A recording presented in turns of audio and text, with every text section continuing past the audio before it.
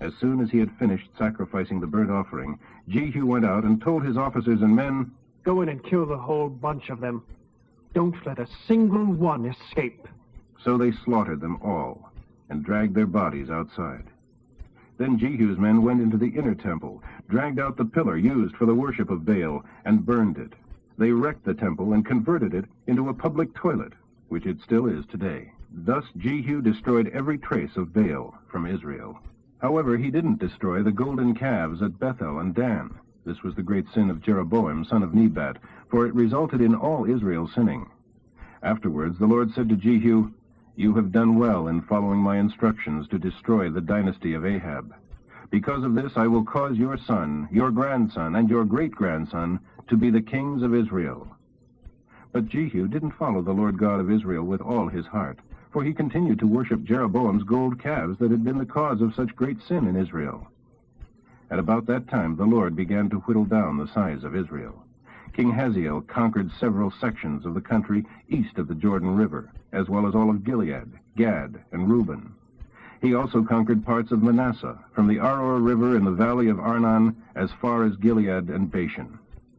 The rest of Jehu's activities are recorded in the Annals of the Kings of Israel.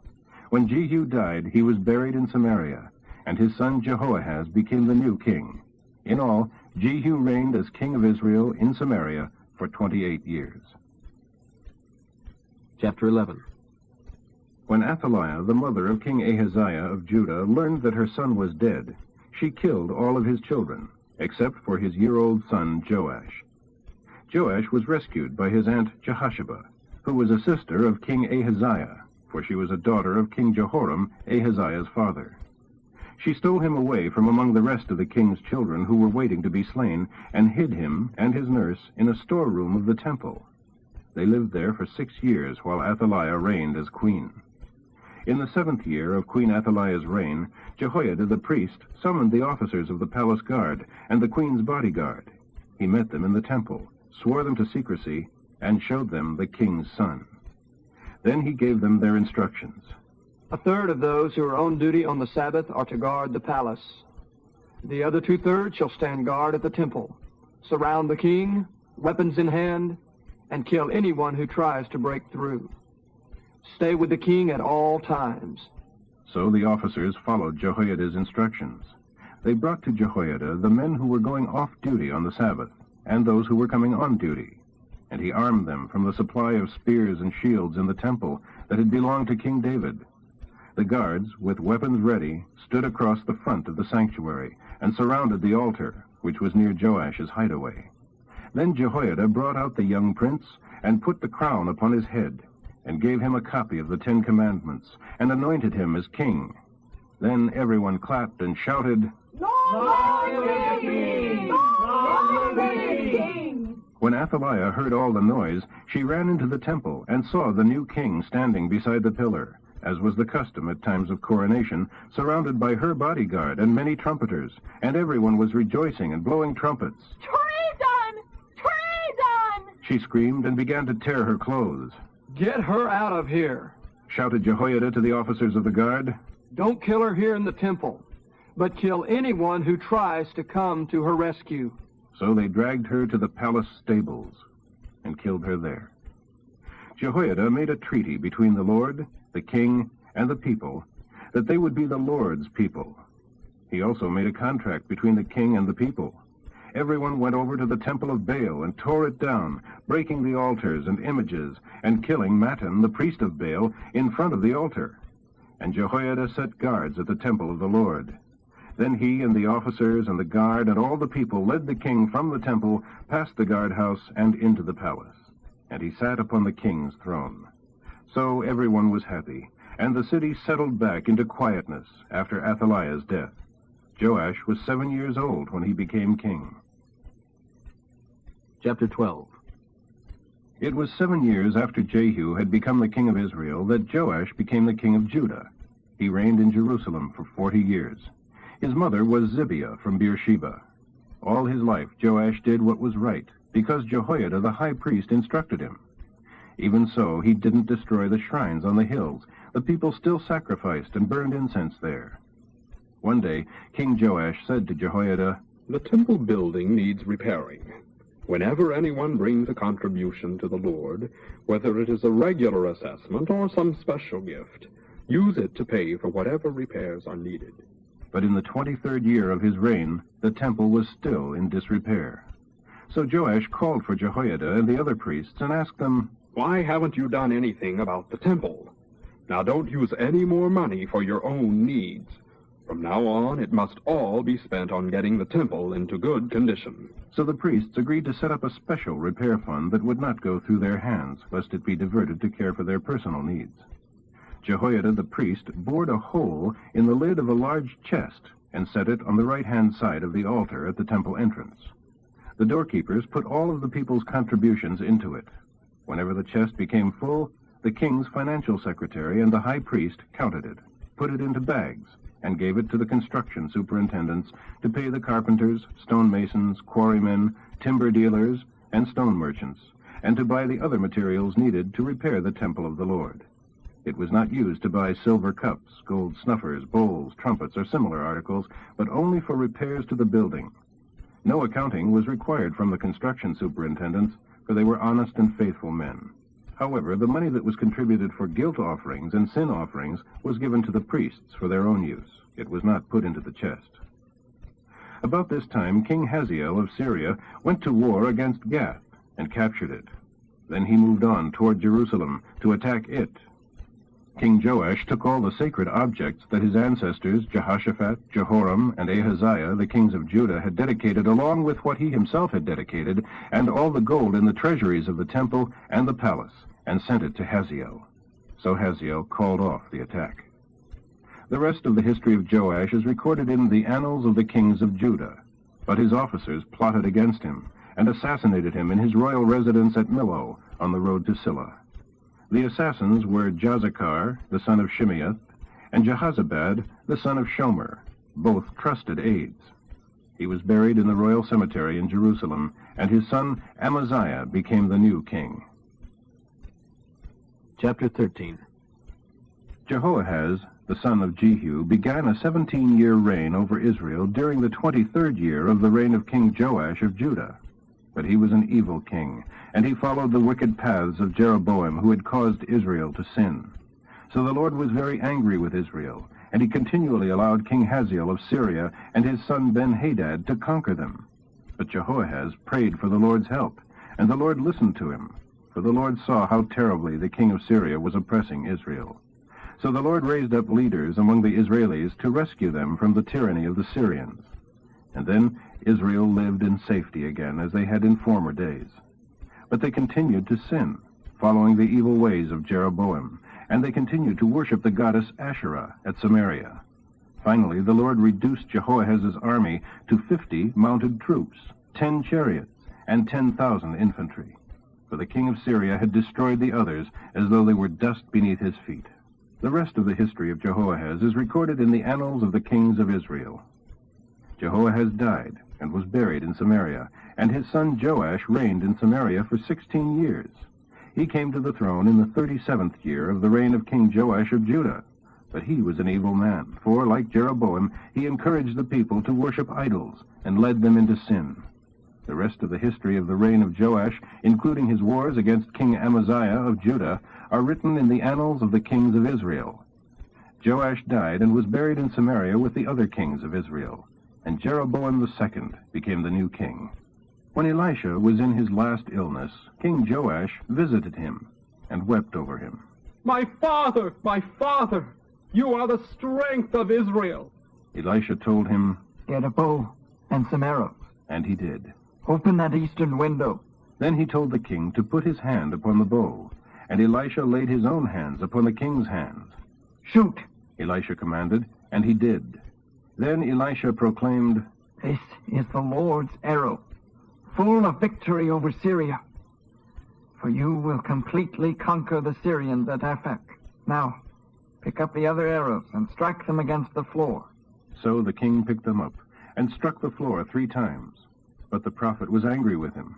You should have struck the floor 5 or 6 times, for then you would have beaten Syria until they were entirely destroyed. Now you will be victorious only 3 times. So Elisha died, and was buried. In those days, bandit gangs of Moabites used to invade the land each spring. Once, some men who were burying a friend spied these marauders, so they hastily threw his body into the tomb of Elisha. And as soon as the body touched Elisha's bones, the dead man revived and jumped to his feet. King Hazael of Syria had oppressed Israel during the entire reign of King Jehoahaz. But the Lord was gracious to the people of Israel, and they were not totally destroyed. For God pitied them, and also he was honoring his contract with Abraham, Isaac, and Jacob. And this is still true. Then King Hazael of Syria died, and his son Ben-Hadad reigned in his place. King Joash of Israel, the son of Jehoahaz, was successful on 3 occasions in reconquering the cities that his father had lost to Ben-Hadad. Chapter 14. During the 2nd year of the reign of King Joash of Israel, King Amaziah began his reign over Judah. Amaziah was 25 years old at the time, and he reigned in Jerusalem for 29 years. His mother was Jehoaddan, a native of Jerusalem.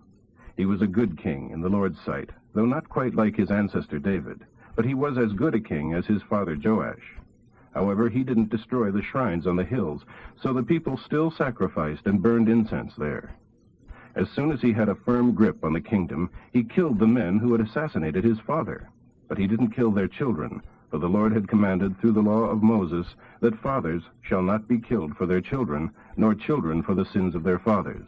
Everyone must pay the penalty for his own sins. Once Amaziah killed 10,000 Edomites in Salt Valley. He also conquered Selah and changed its name to Joktheel, as it is called to this day. One day he sent a message to King Joash of Israel, the son of Jehoahaz and the grandson of Jehu, daring him to mobilize his army and come out and fight. But King Joash replied, "The thistle of Lebanon demanded of the mighty cedar tree, 'Give your daughter to be a wife for my son.' But just then a wild animal passed by and stepped on the thistle and trod it into the ground. You have destroyed Edom and are very proud about it. But my advice to you is, be content with your glory and stay home. Why provoke disaster for both yourself and Judah?" But Amaziah refused to listen, so King Joash of Israel mustered his army. The battle began at Beth-Shemesh, one of the cities of Judah, and Judah was defeated, and the army fled home. King Amaziah was captured, and the army of Israel marched on Jerusalem and broke down its wall from the gate of Ephraim to the corner gate, a distance of about 600 feet. King Joash took many hostages, and all the gold and silver from the temple and palace treasury, also the gold cups. Then he returned to Samaria. The rest of the history of Joash and his war with King Amaziah of Judah are recorded in the annals of the kings of Israel. When Joash died, he was buried in Samaria with the other kings of Israel, and his son Jeroboam became the new king. Amaziah lived 15 years longer than Joash, and the rest of his biography is recorded in the annals of the kings of Judah. There was a plot against his life in Jerusalem, and he fled to Lachish, but his enemies sent assassins and killed him there. His body was returned on horses, and he was buried in the royal cemetery in the City of David section of Jerusalem. Then his son Azariah became the new king at the age of 16. After his father's death, he built Elath and restored it to Judah. Meanwhile, over in Israel, Jeroboam II had become king during the 15th year of the reign of King Amaziah of Judah. Jeroboam's reign lasted 41 years, but he was as evil as Jeroboam I, the son of Nebat, who had led Israel into the sin of worshipping idols. Jeroboam II recovered the lost territories of Israel between Hamath and the Dead Sea, just as the Lord God of Israel had predicted through Jonah, son of Amittai, the prophet from Gath-hepher. For the Lord saw the bitter plight of Israel. She had no one to help her, and he had not said that he would blot out the name of Israel, so he used King Jeroboam II to save her. The rest of Jeroboam's biography, all that he did and his great power and his wars and how he recovered Damascus and Hamath, which had been captured by Judah, is recorded in the annals of the kings of Israel. When Jeroboam II died, he was buried with the other kings of Israel, and his son Zechariah became the new king of Israel. Chapter 15. New king of Judah, Azariah. Name of his father, Amaziah, the former king. Name of his mother, Jechaliah of Jerusalem. Length of his reign, 52 years in Jerusalem. His age at the beginning of his reign, 16 years old. Reigning in Israel at this time, King Jeroboam, who had been the king there for 27 years. Azariah was a good king, and he pleased the Lord just as his father Amaziah had.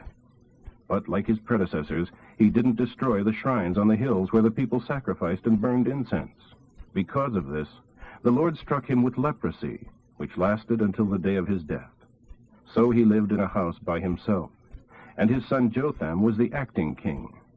The rest of the history of Azariah is recorded in the annals of the kings of Judah. When Azariah died, he was buried with his ancestors in the city of David, and his son Jotham became king. New king of Israel, Zechariah. Name of his father, Jeroboam. Length of reign, 6 months. Reigning in Judah at the time, King Azariah, who had been the king there for 38 years.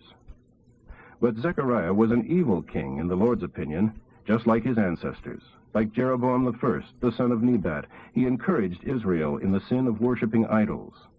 Then Shallum, the son of Jabesh, conspired against him and assassinated him at Ibleam and took the crown himself.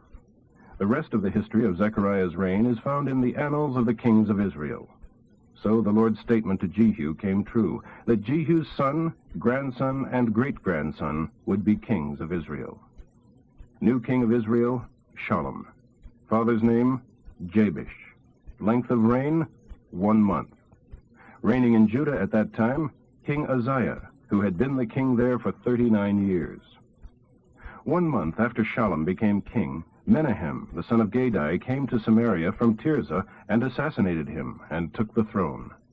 Additional details about King Shallum and his conspiracy are recorded in the annals of the kings of Israel. Menahem destroyed the city of Tappuah and the surrounding countryside, for its citizens refused to accept him as their king. He killed the entire population and ripped open the pregnant women. Name of new king of Israel, Menahem. Length of reign, 10 years in Samaria, concurrent with King Azariah of Judah, who had been the king there for 39 years. But Menahem was an evil king. He worshipped idols, as King Jeroboam I had done so long before, and he led the people of Israel into grievous sin. Then King Pul of Assyria invaded the land, but King Menahem bought him off with a gift of $2 million. So he turned around and returned home. Menahem extorted the money from the rich, assessing each one $2,000 in the form of a special tax. The rest of the history of King Menahem is written in the annals of the kings of Israel. When he died, his son Pekahiah became the new king. Name of new king of Israel, Pekahiah. Father's name, King Menahem. Length of reign, 2 years in Samaria, concurrent with King Azariah of Judah, who had been the king there for 50 years. But Pekahiah was an evil king, and he continued the idol worship begun by Jeroboam I, son of Nebat, who led Israel down that evil trail. Then Pekah, son of Remaliah, the commanding general of his army, conspired against him with 50 men from Gilead, and assassinated him in the palace at Samaria. Argob and Ariah were also slain in the revolt. So Pekah became the new king. The rest of the history of King Pekahiah is recorded in the annals of the kings of Israel. New king of Israel, Pekah. Father's name, Remaliah. Length of reign, 20 years in Samaria, concurrent with King Azariah of Judah, who had been the king there for 52 years. Pekah, too, was an evil king, and he continued in the example of Jeroboam I, son of Nebat, who led all of Israel into the sin of worshiping idols. It was during his reign that King Tiglath-Pileser led an attack against Israel. He captured the cities of Ijon, Abel-Beth-Maacah, Genoa, Kedesh, Hazor, Gilead, Galilee, and all the land of Naphtali. And he took the people away to Assyria as captives. Then Hoshea, the son of Elah, plotted against Pekah and assassinated him, and he took the throne for himself. New king of Israel, Hoshea, concurrent with Jotham, son of Uzziah, king of Judah, who had been the king there for 20 years. The rest of the history of Pekah's reign is recorded in the annals of the kings of Israel. New king of Judah, Jotham. Father's name, King Uzziah. His age when he became king, 25 years old.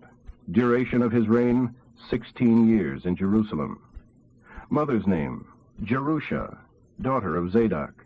Reigning in Israel at this time, Pekah, son of Remaliah, who had been the king there for 2 years. Generally speaking, Jotham was a good king. Like his father Uzziah, he followed the Lord, but he didn't destroy the shrines on the hills where the people sacrificed and burned incense. It was during King Jotham's reign that the upper gate of the temple of the Lord was built. The rest of Jotham's history is written in the annals of the kings of Judah. In those days, the Lord caused King Rezin of Syria and King Pekah of Israel to attack Judah. When Jotham died, he was buried with the other kings of Judah in the royal cemetery in the City of David section of Jerusalem. Then his son Ahaz became the new king. Chapter 16. New king of Judah, Ahaz. Father's name, Jotham. Age, 20 years old. Duration of reign, 16 years in Jerusalem. Character of his reign, evil. Reigning in Israel at this time, King Pekah, son of Remaliah, who had been the king there for 17 years. But he did not follow the Lord as his ancestor David had. He was as wicked as the kings of Israel. He even killed his own son by offering him as a burnt sacrifice to the gods, following the heathen customs of the nations around Judah, nations which the Lord destroyed when the people of Israel entered the land. He also sacrificed and burned incense at the shrines on the hills and at the numerous altars in the groves of trees.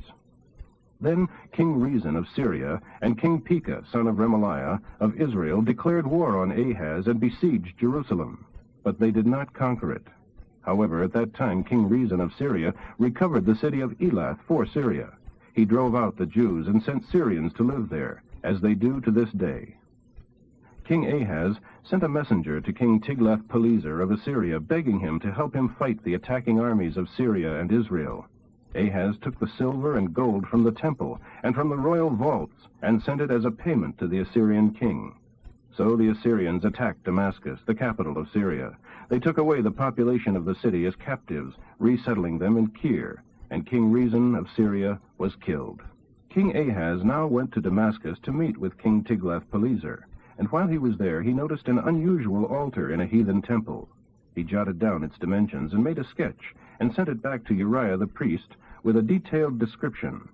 Uriah built one just like it by following these directions, and had it ready for the king, who, upon his return from Damascus, inaugurated it with an offering.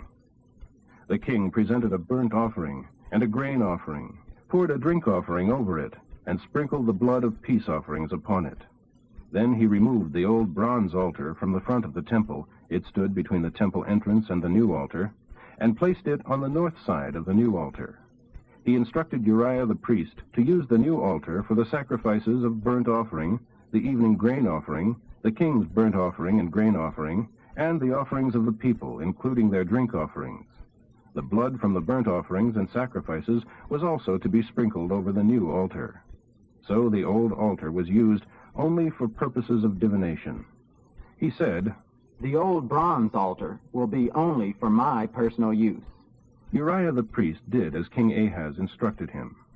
Then the king dismantled the wheeled stands in the temple, removed their cross pieces and the water vats they supported, and removed the great tank from the backs of the bronze oxen, and placed it upon the stone pavement. In deference to the king of Assyria, he also removed the festive passageway he had constructed between the palace and the temple. The rest of the history of the reign of King Ahaz is recorded in the annals of the kings of Judah. When Ahaz died, he was buried in the royal cemetery in the City of David sector of Jerusalem, and his son Hezekiah became the new king. Chapter 17. New king of Israel, Hoshea. Father's name, Elah. Length of his reign, 9 years in Samaria. Character of his reign, evil, but not as bad as some of the other kings of Israel. Reigning in Judah at this time, King Ahaz, who had been the king there for 12 years. King Shalmaneser of Assyria attacked and defeated King Hoshea, so Israel had to pay heavy annual taxes to Assyria.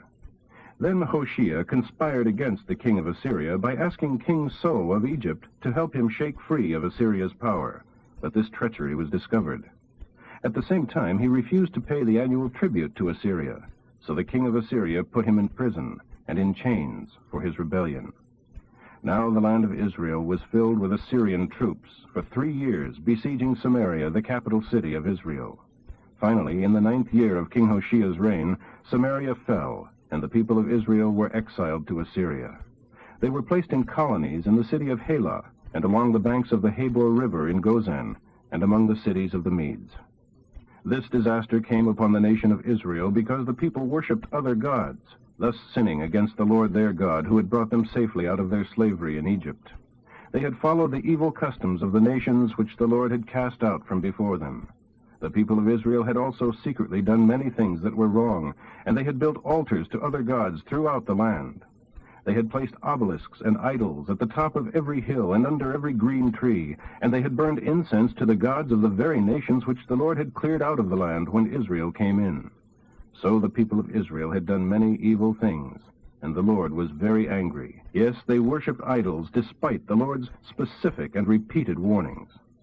Again and again the Lord had sent prophets to warn both Israel and Judah to turn from their evil ways. He had warned them to obey his commandments which he had given to their ancestors through these prophets. But Israel wouldn't listen. The people were as stubborn as their ancestors and refused to believe in the Lord their God. They rejected his laws and the covenant he had made with their ancestors and despised all his warnings. In their foolishness they worshipped heathen idols despite the Lord's stern warnings. They defied all the commandments of the Lord their God, and made 2 calves from molten gold. They made detestable, shameful idols, and worshipped Baal, and the sun, moon, and stars. They even burned their own sons and daughters to death on the altars of Moloch. They consulted fortune-tellers, and used magic, and sold themselves to evil. So the Lord was very angry. He swept them from his sight, until only the tribe of Judah remained in the land. But even Judah refused to obey the commandments of the Lord their God. They too walked in the same evil paths as Israel had. So the Lord rejected all the descendants of Jacob. He punished them by delivering them to their attackers until they were destroyed. For Israel split off from the kingdom of David and chose Jeroboam I, the son of Nebat, as its king. Then Jeroboam drew Israel away from following the Lord. He made them sin a great sin, and the people of Israel never quit doing the evil things that Jeroboam led them into, until the Lord finally swept them away, just as all his prophets had warned would happen. So Israel was carried off to the land of Assyria, where they remain to this day. And the king of Assyria transported colonies of people from Babylon, Cutha, Ava, Hamath, and Sepharvaim, and resettled them in the cities of Samaria, replacing the people of Israel. So the Assyrians took over Samaria and the other cities of Israel. But since these Assyrian colonists did not worship the Lord when they first arrived, the Lord sent lions among them to kill some of them. Then they sent a message to the king of Assyria. We colonists here in Israel don't know the laws of the God of the land, and he has sent lions among us to destroy us because we have not worshipped him.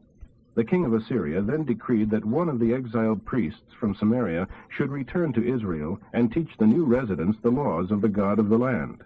So one of them returned to Bethel and taught the colonists from Babylon how to worship the Lord. But these foreigners also worshipped their own gods. They placed them in the shrines on the hills near their cities. Those from Babylon worshipped idols of their god Succoth-Benoth. Those from Cuth worshipped their god Nergal, and the men of Hamath worshipped Ashimah. The gods Nibhaz and Tartak were worshipped by the Avites, and the people from Sephar even burned their own children on the altars of their gods Adramelech and Anamelech. They also worshipped the Lord, and they appointed from among themselves priests to sacrifice to the Lord on the hilltop altars. But they continued to follow the religious customs of the nations from which they came. And this is still going on among them today. They follow their former practices instead of truly worshiping the Lord or obeying the laws he gave to the descendants of Jacob, whose name was later changed to Israel. For the Lord had made a contract with them that they were never to worship or make sacrifices to any heathen gods. They were to worship only the Lord who had brought them out of the land of Egypt with such tremendous miracles and power. The descendants of Jacob were to obey all of God's laws and never worship other gods. For God had said, "You must never forget the covenant I made with you. Never worship other gods. You must worship only the Lord. He will save you from all your enemies." But Israel didn't listen, and the people continued to worship other gods. These colonists from Babylon worshiped the Lord, yes, But they also worshiped their idols, and to this day their descendants do the same thing. Chapter 18. New king of Judah, Hezekiah. Father's name, Ahaz. Length of his reign, 29 years in Jerusalem. His age at the beginning of his reign, 25 years old. His mother's name, Abi, daughter of Zechariah. Character of his reign, good, similar to that of his ancestor David.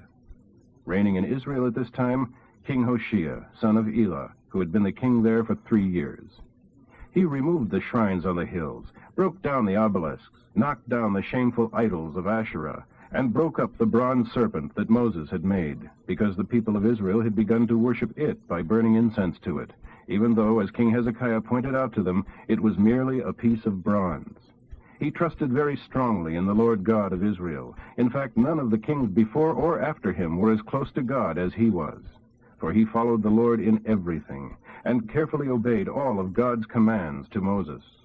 So the Lord was with him, and prospered everything he did. Then he rebelled against the king of Assyria, and refused to pay tribute any longer. He also conquered the Philistines as far distant as Gaza and its suburbs, destroying cities both large and small. It was during the 4th year of his reign, which was the 7th year of the reign of King Hoshea in Israel, that King Shalmaneser of Assyria attacked Israel and began a siege on the city of Samaria. 3 years later, during the 6th year of the reign of King Hezekiah and the 9th year of the reign of King Hoshea of Israel, Samaria fell. It was at that time that the king of Assyria transported the Israelis to Assyria and put them in colonies in the city of Haleth and along the banks of the Habor River in Gozan and in the cities of the Medes. For they had refused to listen to the Lord their God or to do what he wanted them to do. Instead, they had transgressed his covenant and disobeyed all the laws given to them by Moses, the servant of the Lord. Later, during the 14th year of the reign of King Hezekiah, King Sennacherib of Assyria besieged and captured all the fortified cities of Judah. King Hezekiah sued for peace and sent this message to the king of Assyria at Lachish. I have done wrong. I will pay whatever tribute you demand, if you will only go away. The king of Assyria then demanded a settlement of $1,500,000.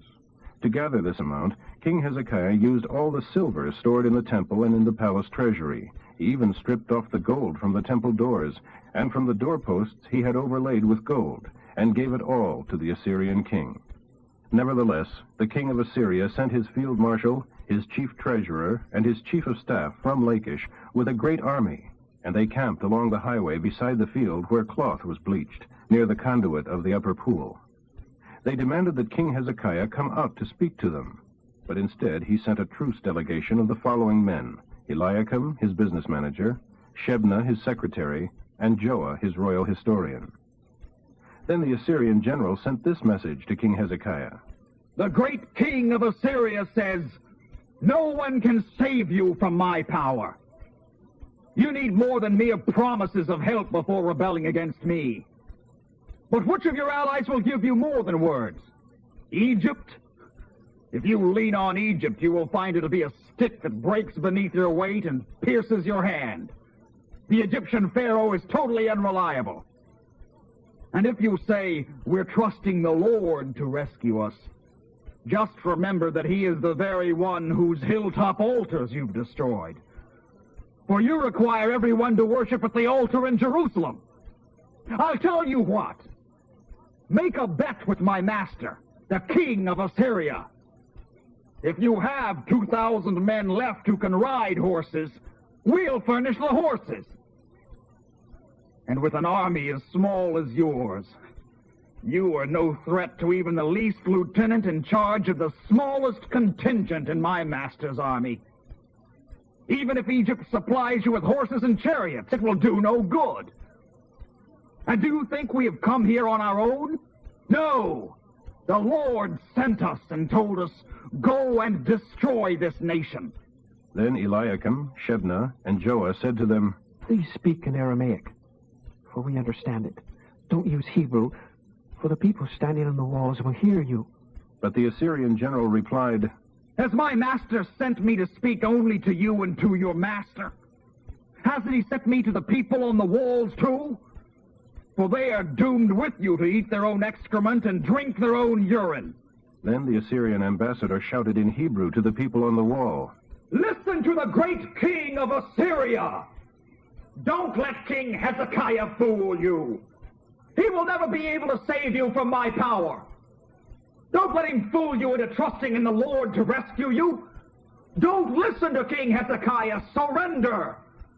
You can live in peace here in your own land until I take you to another land just like this one, with plentiful crops, grain, wine, olive trees, and honey. All of this instead of death. Don't listen to King Hezekiah when he tries to persuade you that the Lord will deliver you. Have any of the gods of the other nations ever delivered their people from the king of Assyria? What happened to the gods of Hamath, Arpad, Sepharvaim, Hena, and Iva? Did they rescue Samaria? What god has ever been able to save any nation from my power? So what makes you think the Lord can save Jerusalem? but the people on the wall remained silent, for the king had instructed them to say nothing. Then Eliakim, son of Hilkiah, the business manager, and Shebna, the king's secretary, and Joah, son of Asaph, the historian, went to King Hezekiah with their clothes torn, and told him what the Assyrian general had said. Chapter 19. When King Hezekiah heard their report, he tore his clothes and put on sackcloth and went into the temple to pray. Then he told Eliakim, Shebna, and some of the older priests to clothe themselves in sackcloth, and to go to Isaiah, son of Amoz, the prophet, with this message. King Hezekiah says, "This is a day of trouble, insult, and dishonor. It is as when a child is ready to be born, but the mother has no strength to deliver it. Yet, perhaps the Lord your God has heard the Assyrian general defying the living God, and will rebuke him. Oh, pray for the few of us who are left." Isaiah replied, "Tell your master not to be troubled by the sneers these Assyrians have made against me. For the king of Assyria will receive bad news from home and will decide to return. Then the Lord will see to it that he is killed when he arrives there." Then the Assyrian general returned to his king at Libnah, for he received word that he had left Lachish. Soon afterwards, news reached the king that King Tirhakah of Ethiopia was coming to attack him. Before leaving to meet the attack, he sent back this message to King Hezekiah. Don't be fooled by that God you trust in. Don't believe it when he says that I won't conquer Jerusalem. You know perfectly well what the kings of Assyria have done wherever they have gone. They have completely destroyed everything. Why would you be any different? Have the gods of the other nations delivered them? Such nations as Gozan, Haran, Rezeph, and Eden in the land of Telassar. The former kings of Assyria destroyed them all. What happened to the king of Hamath and the king of Arpad? What happened to the kings of Sepharvaim, Hena, and Iva? Hezekiah took the letter from the messengers, read it, and went over to the temple and spread it out before the Lord. Then he prayed this prayer. O Lord God of Israel, sitting on your throne high above the angels, you alone are the God of all the kingdoms of the earth. You created the heavens and the earth. Bend low, O Lord, and listen. Open your eyes, O Lord, and see. Listen to this man's defiance of the living God. Lord, it is true that the kings of Assyria have destroyed all those nations and have burned their idol gods, but they weren't gods at all. They were destroyed because they were only things that men had made of wood and stone. O Lord, our God, we plead with you to save us from his power. Then all the kingdoms of the earth will know that you alone are God. Then Isaiah sent this message to Hezekiah. "The Lord God of Israel says, I have heard you. And this is my reply to King Sennacherib. The virgin daughter of Zion isn't afraid of you. The daughter of Jerusalem scorns and mocks at you. Whom have you defied and blasphemed? And toward whom have you felt so cocky? It is the Holy One of Israel. You have boasted. My chariots have conquered the highest mountains. Yes, the peaks of Lebanon. I have cut down the tallest cedars and choicest cypress trees and have conquered the farthest borders. I have been refreshed at many conquered wells, and I have destroyed the strength of Egypt just by walking by. Why haven't you realized long before this that it is I, the Lord, who lets you do these things? I decreed your conquest of all these fortified cities. So, of course, the nations you conquered had no power against you. They were like grass shriveling beneath the hot sun, and like grain blighted before it is half grown. I know everything about you. I know all your plans and where you are going next. And I also know the evil things you have said about me. And because of your arrogance against me, I'm going to put a hook in your nose and a bridle in your mouth and turn you back on the road from which you came. And this is the proof that I will do as I have promised. This year my people will eat the volunteer wheat and use it as seed for next year's crop. And in the third year they will have a bountiful harvest. O my people Judah, those of you who have escaped the ravages of the sea shall become a great nation again. You shall be rooted deeply in the soil and bear fruit for God.